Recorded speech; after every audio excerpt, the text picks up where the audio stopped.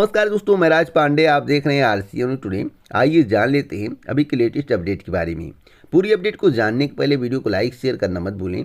Video पसंद आए तभी लाइक करें। अगर आपको वीडियो पसंद नहीं है तो वीडियो को डिसलाइक कर दें, लेकिन वीडियो को ओपन करने के बाद आपका कर्तव्य बनता है कि वीडियो को लाइक या डिसलाइक जरूर करें, जिससे मुझे मोटिवेशन मिले, मैं आपको ऑथेंटिक जानकारी दूँ। वीडियो बहुत पसंद आए तभी चैनल को सब्सक्राइब करें, अन्यथा चैनल को सब्सक्राइब ना करें। जब भी चैनल को सब्सक्राइब करें तो बेल आइकन दबाएं, ऑल पर सेलेक्ट करें, जिससे हमारे वीडियो का नोटिफिकेशन आप तक सबसे पहले पहुंच जाए, वीडियो को आप सबसे पहले देख पाए। आज की इस वीडियो में आपको 17 बड़ी खबरों के बारे में जानकारी मिलेगी। मैं आपसे बताना चाहता हूँ, इस चैनल के माध्यम से भर्तियों से संबंधित भी जानकारी दी जाती है, अन्य मुद्दों पर भी जानकारी दी जाती है जो आपके लिए बहुत ही महत्वपूर्ण होती है। वीडियो को पूरा देख समझने का प्रयास करें। आप इस चैनल पर आए हैं तो वीडियो को देखिए। वीडियो पसंद आए तभी चैनल को सब्सक्राइब करें। अगर आपको वीडियो पसंद नहीं आता तो चैनल को सब्सक्राइब ना करें और इस चैनल की वीडियो ना देखें, लेकिन कमेंट बॉक्स में भद्दे कमेंट करने से अच्छा है कि वीडियो देखना बंद कर दें। अगर आप किसी पार्टी से ताल्लुकात रखते हैं तो आप उससे दूर रहें, इस चैनल से दूर रहें। मैं इस चैनल पर मुद्दों को उठाता हूँ। कोई भी सत्ताधारी पार्टी अगर युवाओं के हक में काम नहीं करेगी तो उसका मैं विरोध करूँगा, हमेशा विरोध करूँगा और उसके पक्ष में कभी नहीं खड़ा रहूँगा। इसलिए युवाओं का चैनल है, आम जनता का चैनल है, तो आप लोगों को भ्रम में जीने की आवश्यकता नहीं है। चाहे सपा हो, चाहे बसपा हो, चाहे बीजेपी हो, इत्यादि कोई भी पार्टी हो, अगर युवाओं के हक में काम नहीं करेगी तो मैं आवाज़ उठाऊंगा। सबसे पहले मैं बात करूंगा उत्तराखंड की। आपको मालूम होगा कि 2022 का विधानसभा चुनाव नज़दीक है। गृह मंत्री ने उत्तराखंड में चुनावी अभियान का आगाज किया। कांग्रेस पर निशाना साधा। 5 साल में नहीं भरता गड्ढा, एक और मौका दें। मैं आपको बता दूं, उत्तराखंड बहुत ही छोटा राज्य है। उत्तराखंड में अगर 5 साल का अतिरिक्त समय मांगा जा रहा है तो इसका मतलब है कि उत्तर प्रदेश में 15 साल का अतिरिक्त समय मांगा जाएगा, क्योंकि उत्तर प्रदेश का ही एक हिस्सा उत्तराखंड है। पहले उत्तराखंड और उत्तर प्रदेश एक था। उत्तराखंड को अलग किया गया, एक छोटा सा राज्य बन गया और उत्तर प्रदेश सबसे बड़ा राज्य है। आपको मालूम होगा, मुझे बताने की आवश्यकता नहीं है। जब छोटे से राज्य में बीजेपी सरकार गड्ढा नहीं भर पा रही है, 5 साल का अतिरिक्त समय मांग रही है, तो उत्तर प्रदेश में कितने साल का अतिरिक्त समय मांगेगी आप लोग जान सकते हैं। और युवा इससे काफ़ी परेशान है। अतिरिक्त समय मांगते रहिए, युवाओं की बात मत सुनिए। देखिएगा, पूरे चुनावी सभा में वर्तमान सरकार के द्वारा रोजगार पर बात नहीं किया जाएगा और ऐसे रोजगार पर बात किया जाएगा जिससे भरण पोषण नहीं हो सकता है। मैं कहता हूं, कोई भी सरकार हो, युवाओं की बात सुने, रोजगार पर बात करे, सरकारी नौकरी पर बात करे, सरकारी नौकरी के संबंध में चर्चा करे और जो वैकेंसी खाली हो उस पर विज्ञापन जारी करके भर्ती करे। अगर ऐसा बीजेपी के द्वारा किया जाता है और पिछला रिकॉर्ड दिया जाता है कि पिछले रिकॉर्ड के अनुसार उन्होंने कितनी भर्तियां पूरी की हैं, तो आप बीजेपी को समर्थन करिएगा। अगर युवाओं के हक में बीजेपी के द्वारा नहीं बोला जाता है, युवाओं की मांग नहीं पूरी की जाती है और सरकारी नौकरी का आंकड़ा नहीं दिया जाता है और सरकारी नौकरी पर चुनाव में चर्चा नहीं की जाती है, बयान नहीं दिया जाता है, तो आप जो है इन्हें बगल कर सकते हैं, किसी और को चुन सकते हैं, जिसकी इच्छा हो जो उसे चुने। लेकिन जो आपके हक में ना बोले उसका चुनाव आप कभी मत करना। मैं सीधे सीधे बोलता हूं इस चैनल के माध्यम से। अगली खबर है कि 8 नवंबर 2021 से सीधे दाखिले। लखनऊ विश्वविद्यालय की खबर है। लखनऊ विश्वविद्यालय बीएड पाठ्यक्रम में दाखिले के लिए पूल काउंसलिंग की प्रक्रिया खत्म होने के बाद 8 नवंबर 2021 से सीधे दाखिले का मौका देगा।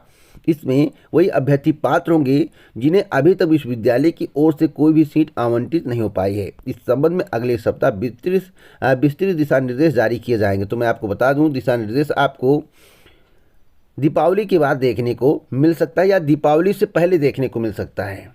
मतलब कि 2 या 3 तारीख को या 6 या 7 तारीख को देखने को मिल सकता है। अगली अपडेट है कि मतदाता सूची में नाम नहीं तो कल से करें आवेदन। अगर आपका मतदाता सूची में नाम नहीं है तो कल से आवेदन कर सकते हैं। तहसील में जाकर संपर्क करें, अपने बीएलओ से संपर्क करें, आपको उनके माध्यम से पूरी जानकारी मिल जाएगी। अगली अपडेट है कि 300 अरब डॉलर की संपत्ति वाले दुनिया के पहले व्यक्ति बने मास्क। तो यहाँ पर देखिए लिखा हुआ है, इलेक्ट्रॉनिक कार निर्माता कंपनी टेस्ला के CEO एलन मस्क दुनिया के पहले ऐसे व्यक्ति बन गए हैं जिनकी व्यक्तिगत संपत्ति 300 अरब डॉलर से ज़्यादा हो गई है। तो यह आपके लिए बहुत ही महत्वपूर्ण है, इसको आप नोट कर लीजिए। परीक्षाओं में भी पूछा जा सकता है और इंटरव्यू में भी पूछा जा सकता है, तो आप इसे नोट करेंगे तो आपका भविष्य उज्ज्वल रहेगा। इसी प्रकार की जानकारी मैं आपको देता हूं जो आपके लिए बहुत ही महत्वपूर्ण है, आपके हक की बात है, आम जनता की बात है, चुनाव की बात है। अगली अपडेट है LLB को लेकर। LLB की प्रवेश परीक्षा में 84% अभ्यर्थी शामिल हुए हैं। इलाहाबाद विश्वविद्यालय की खबर है। इलाहाबाद विश्वविद्यालय एवं संगठक महाविद्यालय में सत्र 2021 से 22 में LLB में प्रवेश के लिए शनिवार को आयोजित परीक्षा में 83.80% अभ्यर्थियों ने अपनी उपस्थिति दर्ज कराई। इसी के साथ इलाहाबाद विश्वविद्यालय में सभी पाठ्यक्रमों की प्रवेश परीक्षाएं अब पूरी हो गई हैं। इलाहाबाद विश्वविद्यालय प्रशासन दिवाली के तुरंत बाद रिजल्ट जारी करने की तैयारी में है। दूसरे सप्ताह में दाखिले की प्रक्रिया शुरू की जा सकती है। एक और महत्वपूर्ण खबर है कि प्रभारी प्रधानाचार्य को हटाए जाने के विरोध में शिक्षिकाओं का धरना प्रदर्शन। GGIC कटरा में निलंबित प्रधानाचार्य को बहाल करने और फिर से प्रभारी प्रधानाचार्य बनाए जाने का विरोध थम नहीं रहा है। शुक्रवार को जिला अधिकारियों को ज्ञापन देने के बाद शनिवार को शिक्षिकाएं और कर्मचारी विद्यालय परिसर में धरने पर बैठी रहीं। उनकी मांग है कि विद्यालय की प्रभारी प्रधानाचार्य को हटाया जाए। तो अब देखना होगा कि बहाल करने के बाद हटाया जाता है या नहीं। वैसे संभावनाएं कम है, लेकिन विरोध ज़्यादा होगा तो हटाया भी जा सकता है। अगली खबर नीट फर्जीवाड़ा को लेकर है, जो कि अब तक का सबसे बड़ा खुलासा है। साल भर गैंग के संपर्क में थे 25 अभ्यर्थी। आपको बता दें, नीट परीक्षा फर्जीवाड़ा मामले में साल भर गैंग से जुड़े 25 अभ्यर्थी की पहचान वाराणसी कमिश्नरेट पुलिस ने उजागर की है। परीक्षा फार्म में उनके फिंगरप्रिंट और अन्य विवरण लेकर पुलिस ने परीक्षा कराने वाली नेशनल टेस्टिंग एजेंसी यानी कि NTA को परिणाम रोकने के लिए पत्र भी भेजा है। सभी अभ्यर्थी बिहार, झारखंड, पश्चिम बंगाल, त्रिपुरा और उड़ीसा सहित अन्य शहरों के रहने वाले हैं। पुलिस की टीमें जल्द ही इन शहरों में जाएंगी और जो मास्टरमाइंड है उसके ऊपर जो है इनाम घोषित करने की भी तैयारी चल रही है। तो कुछ भी इनाम हो सकता है, लेकिन हाँ, जो 25 हैं जिन्होंने फर्जीवाड़ा किया है या किसी के स्थान पर परीक्षा दिए हैं उनका परिणाम रोका जाएगा, जिसके संबंध में पत्र भी लिखा जा चुका है। अगली अपडेट है दिल्ली विश्वविद्यालय की। BCom ऑनर्स में अब भी गुंजाइश, चौथी कट ऑफ लिस्ट जारी, सामान्य से ज़्यादा आरक्षित श्रेणी के लिए मौके। तो बिग ब्रेकिंग न्यूज़ है, अगर आपने अभी तक एडमिशन नहीं लिया तो ले सकते हैं अगर आपका नाम आया हो। अगली अपडेट है आसान रहे GK के सवाल, विषयों से तय होंगी मेरिट। तो मैं आपको बता दूं, असिस्टेंट प्रोफेसर भर्ती को लेकर बड़ी खबर है। असिस्टेंट प्रोफेसर भर्ती परीक्षा में 66% अभ्यर्थी रहे उपस्थित। 16 विषयों की हुई परीक्षा। अब 13 नवंबर 2021 को होगी दूसरे चरण की परीक्षा। तो पहले चरण की परीक्षा में 66% से ज़्यादा उपस्थिति रही और कट ऑफ अधिक जाने की संभावनाएं जताई जा रही हैं। अपेक्षा से अधिक, जो आप लोग अपेक्षा करें उससे अधिक कट ऑफ जा सकता है, जहां तक मुझे जानकारी है, क्योंकि GK के सवाल के आधार पर मैं आपको जानकारी दे रहा हूं।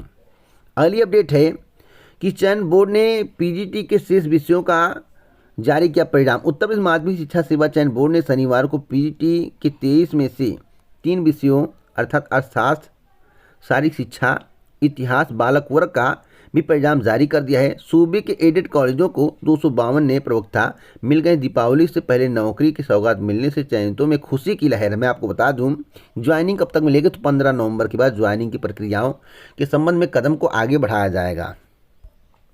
अगली अपडेट है आवेदन की अंतिम तिथि के बाद बैक पेपर से BTC पास की तो नहीं मिलेगी नौकरी। मैं आपको बताना चाहता हूं कि इलाहाबाद हाईकोर्ट ने आवेदन की अंतिम तिथि बीत जाने के बाद BTC उत्तीर्ण करने वाले अभ्यर्थियों के मामले में फैसला देते हुए कहा है कि अध्यापक भर्ती के लिए प्रस्तुत प्रार्थना पत्र की अंतिम तिथि तक अभ्यर्थी के पास सभी अर्हताएं अनिवार्य हैं। आपको मालूम होगा कि जब भी किसी भर्ती के लिए नोटिफिकेशन जारी किया जाता है तो उसमें बताया जाता है कि आवेदन की अंतिम तिथि के पहले आपके पास सारे डॉक्यूमेंट होने चाहिए, जो अर्हताएं मांगी गई हैं वह पूरी होनी चाहिए। कुछ लोग कहते नहीं परीक्षा होते होते, मैं आपसे बताना चाहता हूँ ऐसा नहीं होता है। आवेदन की अंतिम तिथि के पहले सारी अर्हताएं पूरी होनी चाहिए।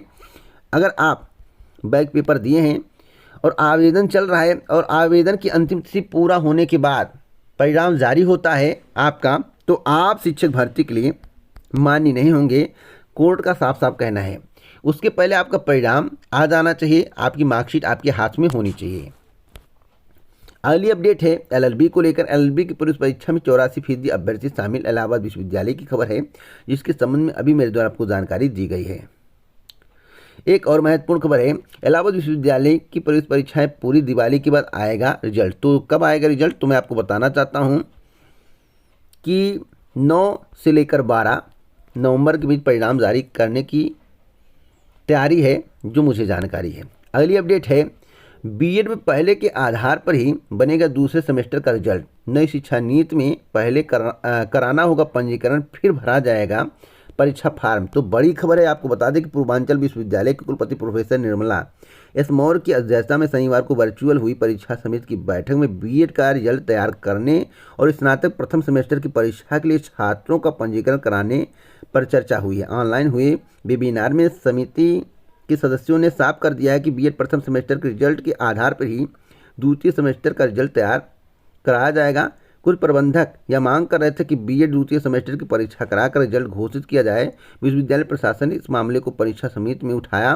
परीक्षा समिति ने साफ कर दिया है कि जैसे सभी विषयों का रिजल्ट तैयार किया गया है, उसी तरह बीएड द्वितीय सेमेस्टर का रिजल्ट भी प्रथम सेमेस्टर के आधार पर तैयार किया जाएगा। अगली अपडेट है कि कल जारी होगा मतदाता सूची का प्रारूप। तो विधानसभा चुनाव का आगाज हो चुका है। आदर्श आचार संहिता कब तक लगेगी, इसके संबंध में मेरे द्वारा आपको बहुत पहले ही जानकारी दी गई कि जनवरी के दूसरे या तीसरे सप्ताह में आदर्श आचार संहिता लग जाएगी। लेकिन विधानसभा चुनाव 2022 के लिए मतदाता सूची का प्रारूप प्रकाशन 1 नवंबर 2021 को किया जाएगा। सूची पर 1 नवंबर से लेकर 30 नवंबर तक दावे और आपत्तियां प्राप्त कर 20 दिसंबर 2021 तक उनका निस्तारण किया जाएगा। 5 जनवरी को मतदाता सूची का अंतिम प्रकाशन किया जाएगा। 7, 13, 21 और 27 नवंबर को मतदाता सूची पुनरीक्षण के लिए विशेष अभियान चलाया जाएगा। मुख्य निर्वाचन अधिकारी अजय कुमार शुक्ला ने शनिवार को बताया कि निर्वाचन आयोग ने 1 जनवरी 2022 को 18 वर्ष की आयु पूरी करने वाले सभी लोगों को जो है मतदाता सूची में शामिल करने का निर्देश दिया गया है, यानी कि जो 18 साल से ऊपर हो गए हैं उनका नाम जो है मतदाता सूची में होना चाहिए। इसके संबंध में अभियान चलाने के लिए जो डेट दी गई है, यहाँ पर देखिए बताया गया कि 7, 13, 21 और 27। तो आप लोग जो है अपना नाम ऐड करा सकते हैं अगर आपकी एज 18 साल से ऊपर हो गई है। एक और महत्वपूर्ण खबर है उत्तर प्रदेश लेखपाल भर्ती को लेकर। जैसा कि आप अपनी स्क्रीन पर देख रहे हैं, इस नोटिस को कल मेरे द्वारा आपको दिखाया गया था। सवाल है कि पदों की संख्या बढ़ेगी या नहीं। देखिए, समय से अधियाचन पहुंच गया तो पदों की संख्या बढ़ेगी, 100% बढ़ेगी, इसमें दो राय नहीं है।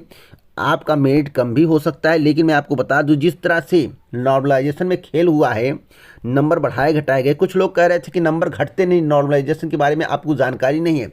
इस चैनल के माध्यम से दावा किया गया था अगर आपके नंबर घटे नहीं तो चैनल को बंद कर दूंगा, और जो बताया गया वही हुआ। 4 नंबर बढ़ गए हैं और 3 नंबर कट गए हैं। इसका मतलब है कि जो इस चैनल के माध्यम से दावा किया गया था वह सही था, क्योंकि जानकारी कलेक्ट करने के बाद जब कोई जानकारी दी जाती है तो वह पूर्णतः सही होती है। तो पीटी में कट ऑफ कितना जा सकता है, इसके लिए मैं विचार कर रहा हूँ, विशेषज्ञों से राय ले रहा हूँ, सबसे राय ले रहा हूँ। जैसे ही मुझे पूरा डाटा प्राप्त होगा मैं आपको बताऊंगा कि लेखपाल भर्ती के लिए कट ऑफ कितना जाएगा। वैसे मेरे द्वारा बताया गया था कि 57 से 63, अधिकतम 63 हो सकता है, लेकिन नॉर्मलाइजेशन ने सारा खेल बिगाड़ दिया है। नॉर्मलाइजेशन के आधार पर जो है 2 से 3 नंबर कट ऑफ बढ़ भी सकते हैं, तो आपको वेट करना पड़ेगा। और जो 57 से 63 मेरे द्वारा आपको कट ऑफ बताया गया था वह 18 से 20 गुना कैंडिडेट के लिए बताया गया था, 18 से 20 गुना कैंडिडेट के लिए, लेकिन 15 गुना कैंडिडेट बुलाए जाएंगे, अधिकतम 16.5 गुना। तो आपको बता दें 16.5 गुना बुलाए जाएंगे, 18-20 गुना नहीं बुलाए जाएंगे। तो यह कट ऑफ जो है 2 से 3 नंबर बढ़ सकता है, यानी कि 63 से 66-67 हो सकता है। तो मैं आपको फैक्ट जानकारी दूंगा, सही जानकारी दूंगा, आप थोड़ा वेट करिए। लेखपाल भर्ती के विज्ञापन के संबंध में जो चर्चाएं हो रही थी कि विज्ञापन इस वर्ष नहीं आएगा, उस पर विराम लग सकता है। 2 ही विज्ञापन आने होंगे। पहला विज्ञापन हो सकता है लेखपाल भर्ती या एएनएम का। तो मैं आपको बता दूं प्रबल संभावना कि लेखपाल भर्ती का विज्ञापन जारी हो जाए, कंफर्म मत मानिएगा। नवंबर के दूसरे सप्ताह में हो सकता है कि लेखपाल भर्ती का विज्ञापन जारी हो जाए, हो सकता है, कंफर्म अभी नहीं है। प्रबल संभावनाएं जताई जा रही हैं। वैसे सचिव बोल रहे थे कि विज्ञापन ही नहीं आएगा, ट्रिपल सी का मामला है। ट्रिपल सी का मामला बहुत पहले ही सॉल्व हो चुका है। एक और महत्वपूर्ण खबर है यूपी टेट को लेकर। यूपी टेट में सेंटर बनाए जा रहे हैं। कैंडिडेट की संख्या अब की बार सबसे अधिक है। और मैं आपको बता दूं, एक और चर्चा हो रही है कि प्राइमरी शिक्षक भर्ती के संबंध में जो समिति गठित की गई थी उसकी रिपोर्ट शासन को मिल गई है। मैं इसकी पुष्टि नहीं करता हूं, अभी रिपोर्ट नहीं मिली है। मैं आपको बता दूं, इस चैनल के माध्यम से आपको बताया गया था कि 15 नवंबर के आसपास, यानी कि 15 नवंबर के बाद ही रिपोर्ट मिलेगी। उसके बाद शासन विचार करेगा। तो आप वेट कर लीजिए, और जिसके माध्यम से आपको जानकारी मिली है उनके पास कोई साक्ष्य हो तो दे दें, वह भी मैं अपने चैनल के माध्यम से बता दूँ, दिखा दूँ। और मैं आपको बताना चाहता हूँ, जो भी जानकारी देता हूँ कलेक्ट करने की बात देता हूँ। तो अगर आपको शिक्षक भर्ती में अप्लाई करना है, सुपर टेट की परीक्षा में बैठना है, तो सबसे पहले आपको यूपी टेट क्वालिफाई करना पड़ेगा। और यूपी टेट क्वालिफाई करने के लिए बेहतरीन आपकी तैयारी होनी चाहिए। आपके पास बेहतरीन स्टडी गाइड होना चाहिए। तो कई पब्लिकेशन की तरफ से आपको स्टडी गाइड देखने को मिलेगा, लेकिन एक स्टडी गाइड के संबंध में मैं आपको जानकारी देना चाहता हूँ, बहुत ही बेहतरीन है। मेरी समझ से आप उसे पढ़िए। उसमें आपको 7 वर्ष का पेपर सॉल्व मिलेगा, वह भी तथ्यों पर आधारित मिलेगा, थ्योरी सहित मिलेगा। तो आप उसको ले सकते हैं। जैसा कि आप देख सकते हैं उसमें क्या क्या है। तो आइए उस स्टडी गाइड को देख लेते हैं। सबसे पहले आप सभी के लिए एक महत्वपूर्ण सूचना, अगर आपने यूपी टेट 2021 के लिए अप्लाई किया है, यूपी टेट 2021 की परीक्षा को क्वालिफाई करना चाहते हैं, तो आपके लिए अग्रवाल एग्जाम कार्ड की तरफ से एक बेहतरीन स्टडी गाइड तैयार किया गया है। उत्तर प्रदेश शिक्षक पात्रता परीक्षा 2021 यूपी टेट पेपर कक्षा 1 से 5 तक के लिए। जैसा कि आप अपनी स्क्रीन पर देख रहे हैं, जो यह स्टडी गाइड है यह 100% पाठ्यक्रम के अनुसार है। बाल विकास एवं शिक्षा शास्त्र, हिंदी भाषा, इंग्लिश लैंग्वेज, गणित, पर्यावरण अध्ययन, इसकी मुख्य विशेषताओं के बारे में यहाँ पर जानकारी दी गई है। बताया गया है कि मुख्य विशेषताएं थ्योरी यूपी टेट पाठ्यक्रम एवं एनसीईआरटी पैटर्न पर आधारित है। थ्योरी में विगत वर्षों के प्रश्नों से संबंधित सभी बिंदुओं का समावेश है। 1900 प्लस महत्वपूर्ण अध्यायवार प्रश्न है। वर्ष 2020 के साल पेपर का समावेश है। तो जैसा कि आप यहाँ पर देख सकते हैं कि 7 वर्ष के पेपर्स का विश्लेषण चार्ट इसमें दिया गया है। तो इस बुक को आप परचेज कर सकते हैं। परचेज करने के लिए डिस्क्रिप्शन बॉक्स में अमेजॉन का लिंक है, उस लिंक पर क्लिक करके बुक को परचेज करें।